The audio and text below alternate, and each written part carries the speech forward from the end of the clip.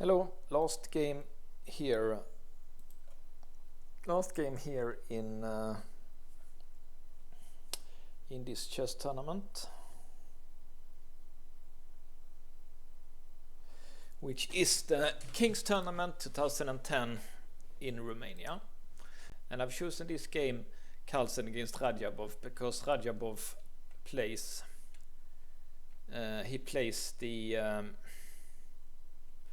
firstly, Magnus does this knight c3, and the reason for this, that you do this, is because you basically don't want to face the Sveshnikov. Magnus plays this himself, and this is extremely dry and theoretical and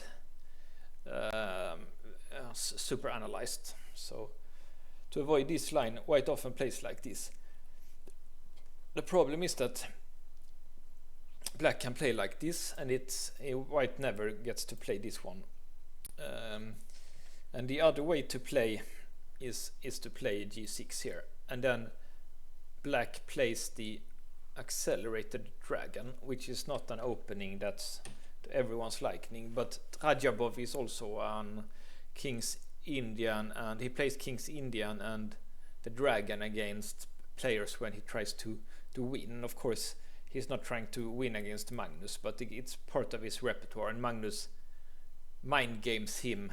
Like here, Magnus knows that that Radjabov is likely to play g6 here, because he's probably played that before. So it becomes the accelerated dragon here, and this is it's a sharp opening. So he does. It's very important here that white does like the right moves. Black wants to play this in one move, so you have to play the bishop here now. And of course now there are like threats here, so you have to castle. The point for black with this kind of line is that he doesn't have to face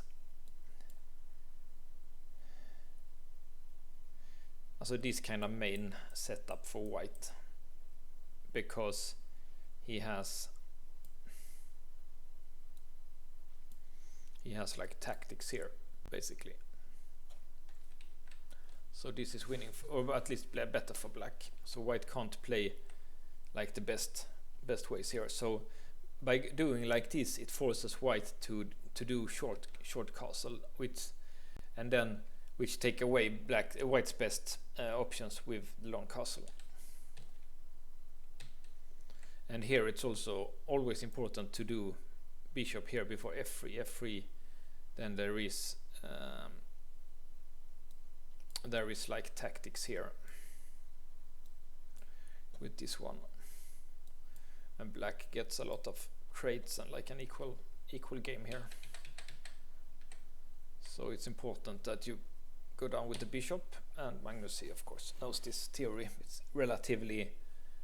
It's standard game here. And now, of course, when black does g6, he wants to go here with a knight, and then you do h3 to cover that basically. This is like the main line here. And now you could do different kind of moves here, but this that Magnus plays looks fine. Black tried to trade queens here, but there is no reason for white to accept that in an endgame. Of course, it's easier for black to hold a draw here. Okay, but still this queen h5 and g5, it's an interesting variation from Radjabov.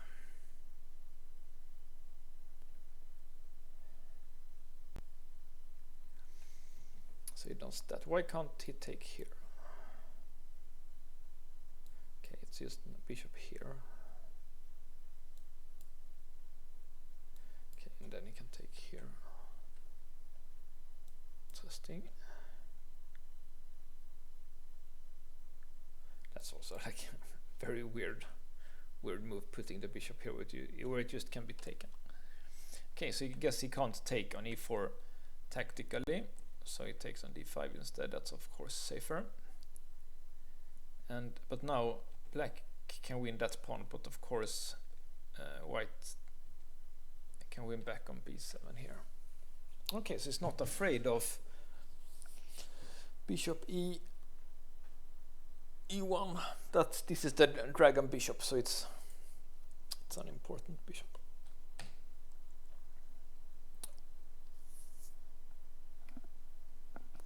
So let's look at it. If you take here, okay, there is problems here on the king, so he can't take back because there is problems here.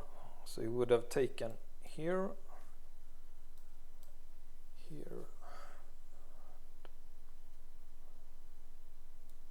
and apparently this is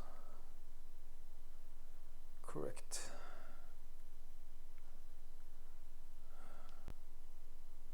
And if it moves, white gets chances for some activity here.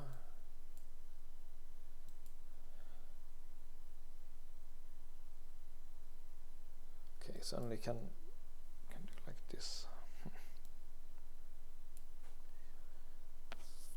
Yeah, it would have been a sharp game like this for sure. Hard to say what would have happened.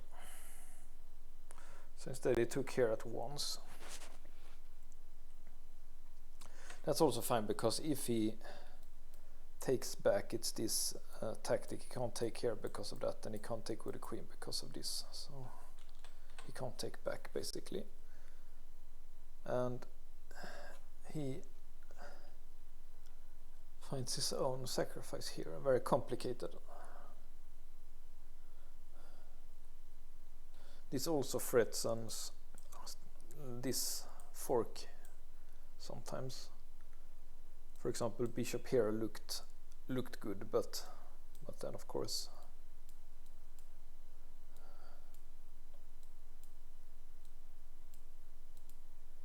then the fork, and white is 2 pawns up here.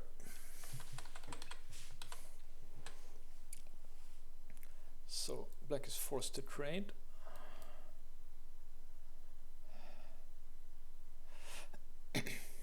So he could have taken a knight, but he's preserved the bishop pair. It's probably correct to preserve the bishop pair.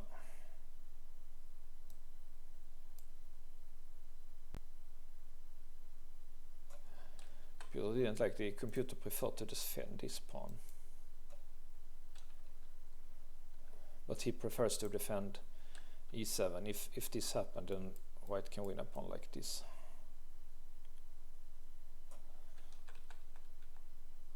So white wins a pawn anyway, but black has some activity for it. So he did this, took here.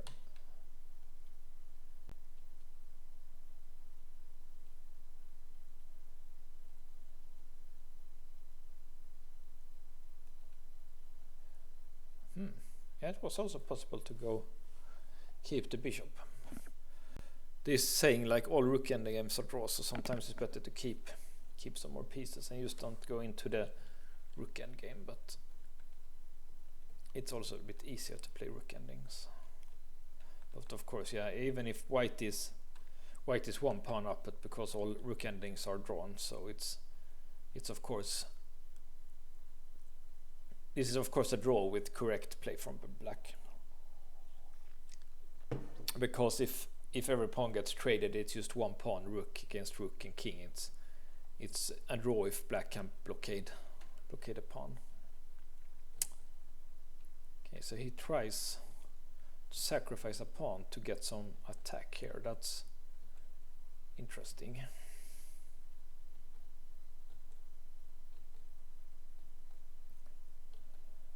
He got 2 active rooks here. Okay, this is of course typical threatening mate on the 7th. So Nimzowitsch wrote in his book My System that 2 rooks on the 7th and a passer is 1, like as a saying, but the computer thinks this is a draw. So I think that there are exceptions to Nimzowitsch rules. They are not always correct, and quite often computers believes that his Nimzowitsch IDs are not really correct. But let's see what happens here. Of course, if white here would have taken, then this type of endgame should be a draw.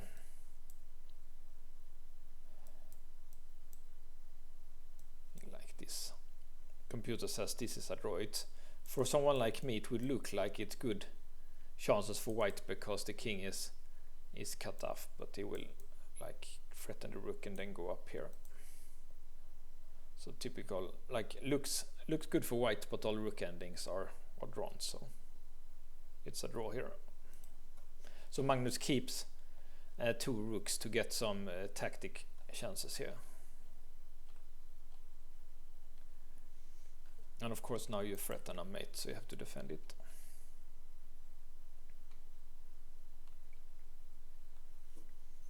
Okay, so the computer liked to keep the e-pawn with e5 here.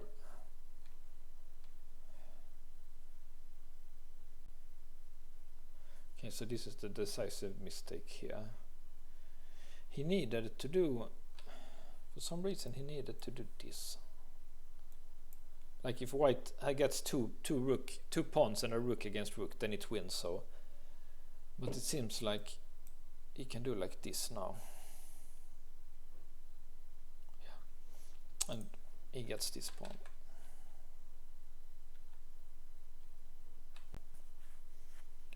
But now it's win for white. Why is that?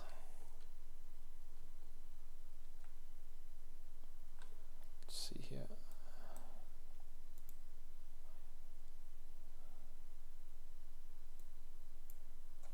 Yeah, you can't. It's because of this mating threat here that he's pushing down the c-pawn. It's Nimzowitsch saying 2 rooks on the 7th and a passer is win. So yeah, black definitely has to watch out against that.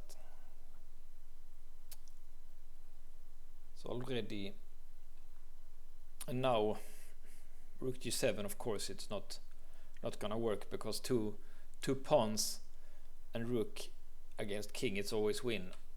If it's not two a and h pawn or f and h and or c and h. No, yeah, f and h and or c and a. Then except for those, it's always win. So let's see how Magnus does it. I think that's kind of nice to check himself and get to a more active position for the rook.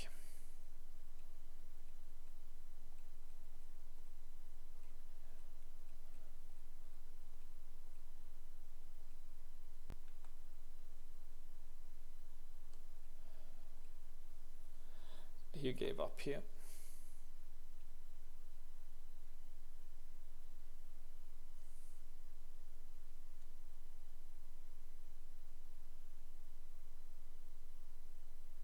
Yeah, there is just nothing here. It's typical that white does like this, and when he takes, he gets checked and traded the rooks, and then this won't win basically. Let's see if Magnus played like this. If you could get like here. Yeah, so you can always push the pawn here. So I think I've seen this in my system also, that the f pawn is like this kind of setup with pawn here and rook here and rook here. Like if you have the f pawn, you don't even need your king here, for example. Let's see, you used, if black, like if this pawn wasn't here, then black could just go like this where the king, and it would have been draw. But now, like, you can never take because of the check, and if you do this, it's this trick again. So f pawn and this setup, you don't even need a king to help here. Okay, so see you next.